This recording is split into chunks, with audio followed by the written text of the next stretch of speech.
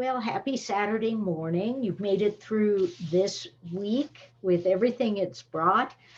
And we're reading today from Matthew chapter 4, those verses 18 to 20, which is where Jesus is calling his first disciples.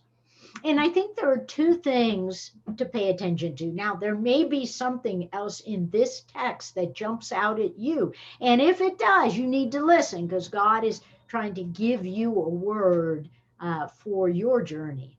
But there are two things here. One is that these disciples, when Jesus calls, they respond immediately. Now, maybe once in a while, when we sense God wants something, we respond immediately. Maybe once in a while, God's like, you need to call that person, and you call, and then you know why you needed to do that.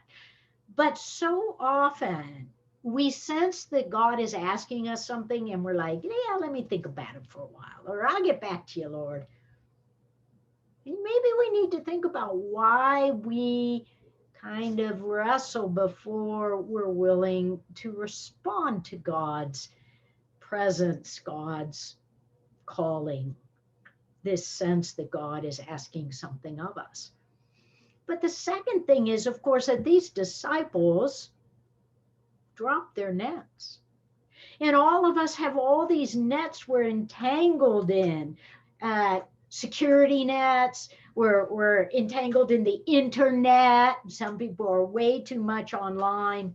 I'm guilty at times. But all of us have these nets we're carrying around. And Jesus is passing by and saying, drop those. I got something else for you. So I think today, as we're reflecting on this question of how Jesus has called me to follow, we want to ask, are there nets that are holding me back that I need to let go of? And are there times I hesitate when I know I just need to follow?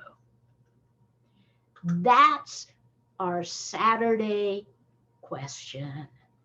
And tomorrow we'll worship and celebrate God's presence in our lives.